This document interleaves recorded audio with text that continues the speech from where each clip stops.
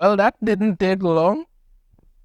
It's been like days after the X-Men 97 trailer dropped, and already people are turning on it.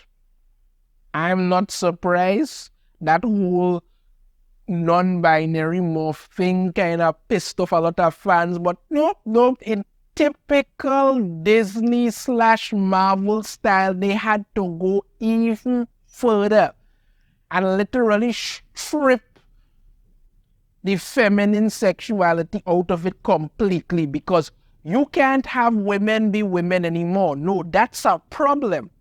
Now they have to be genderless blobs that you could just mold into whatever the hell you want. Get into this so we could really see what we're talking about. This article from Fandom Pulse. X-Men 97 is DOA, with fans outraged by non-binary morph and removal of feminine assets. Oh yeah, that's going to be a problem.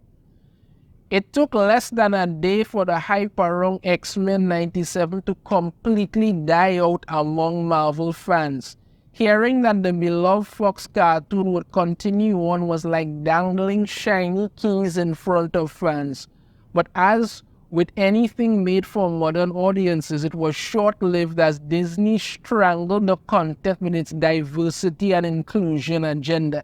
You see, people gotta understand something at this point, and I keep saying this, and it suddenly get repetitive, but it needs to be said continuously. You see, people don't care. That's it. They just don't care. You have to consider the fact that this series ended where it ended years ago.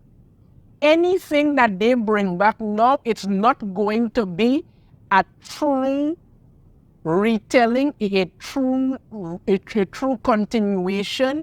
It's not going to be fan focused at all. They need to push their agenda in as hard as possible, and they don't care whether you like it or not. They don't. So yes, people were like, oh yes, what X-Men 97, I want to see that. You gotta understand, they don't care. As long as they could get their agenda in, that's all that matters to them. That is it. Whether you like it, don't like it, ain't their problem. They're going to do what they're going to do, and you, if you have a problem with it, you're the one in the wrong, not them. So let's get into what they've done. All right?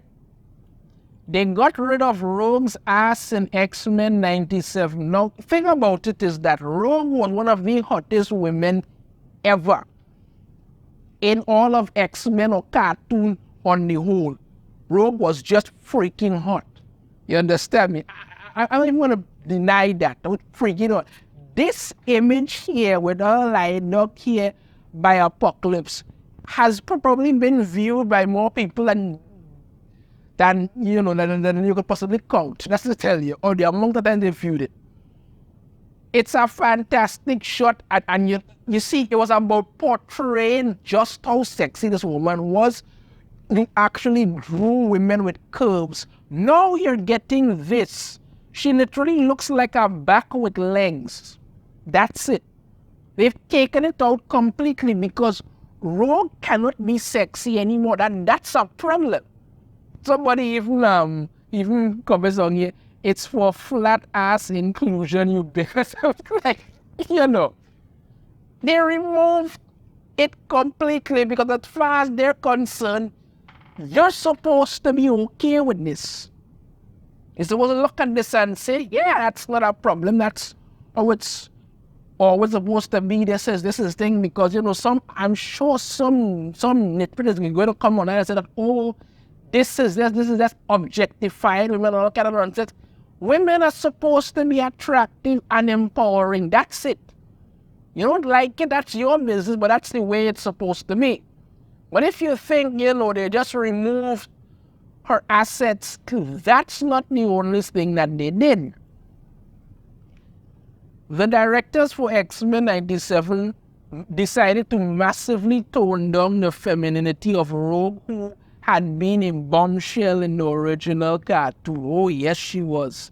Now they've given her an extremely flat rear end, right? As well as the uniboob, which has become one of the most common work-drawn female body types meant to make women appear more androgynous. What is that? Yep. This was it before. Look at it now. Somebody said the absolute state of Western industry expressed in Rogue X-Men 97 for modern audiences. Erasure of feminine features, block any attractiveness.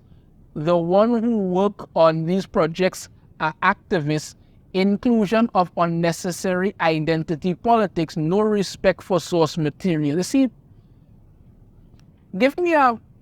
permit me 2 minutes to just rant here for a moment.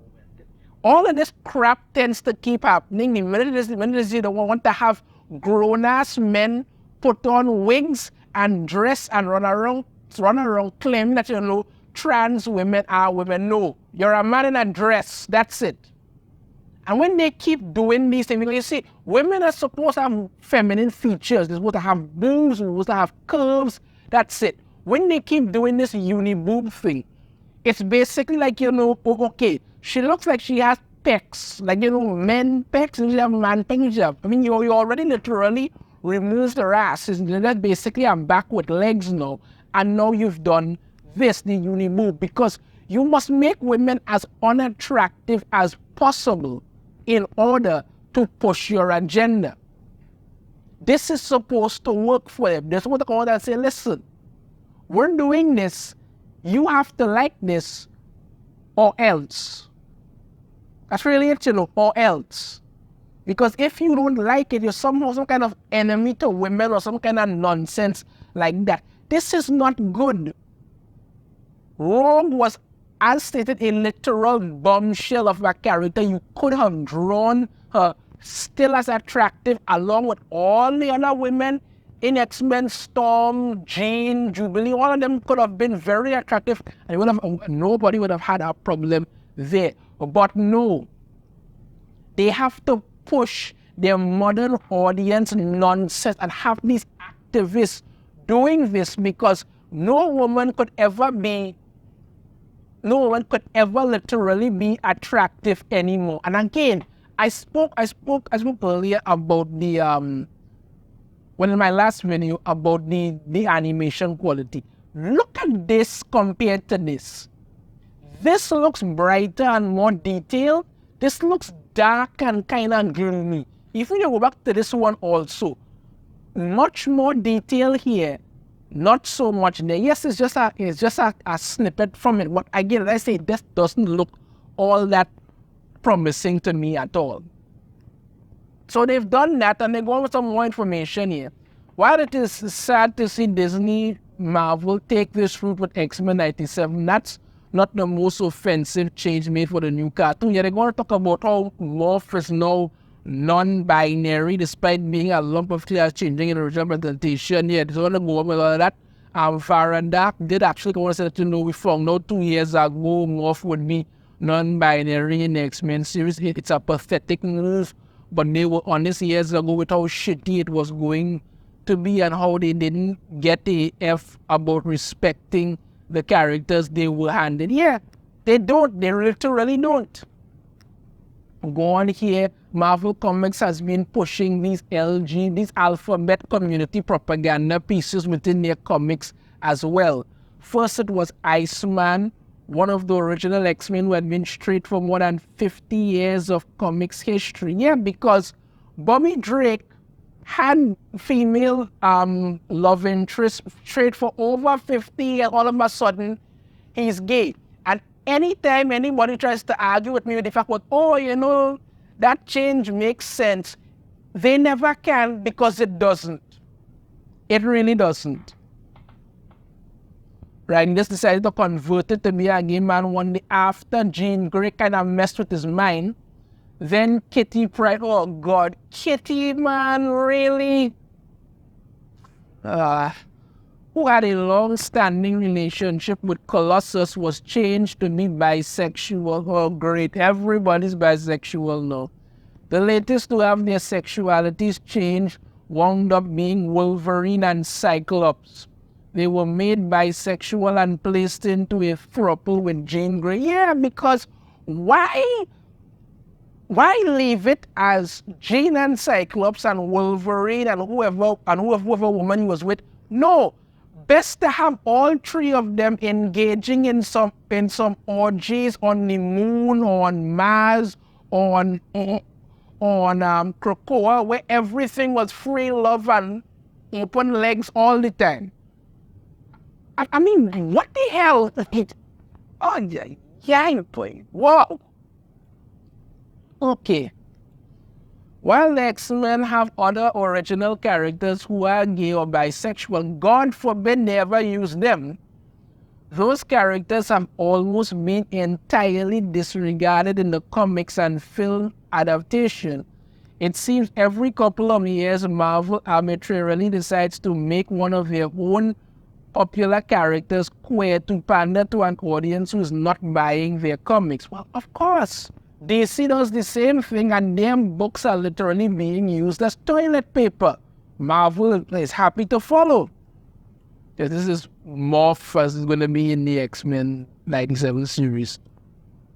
Unfortunately, Morph is just the latest sacrifice, although he seems to make the least sense as the show takes place in the 90s still, and back then non-binary, which is not a thing, but you know, was not even a thing as much as modern audiences like to argue about it, because these are the same people who will tell you, oh, it's always existed throughout history, yet could never give you any definitive proof. What they're trying to do is change history to fit whatever sick thing pops in their head.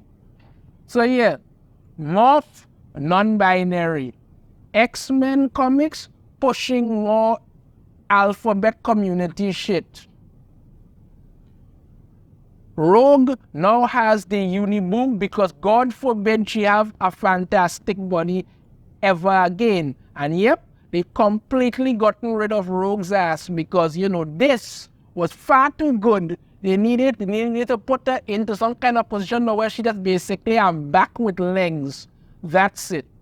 It wasn't says yet for flat ass inclusion, but I don't even think the people with flat asses would even like this because it ain't working.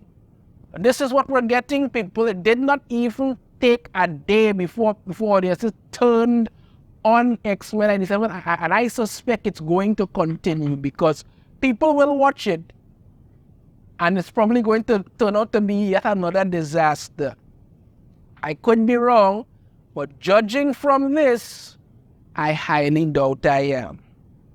Let me know your thoughts on this in the comments. If you have a different opinion, I'd love to hear it. If you like the video, hit that thumbs up. Subscribe if you haven't already. Ring the notification bell to be notified every time I put a new video. And I shall see you all next time. Take care.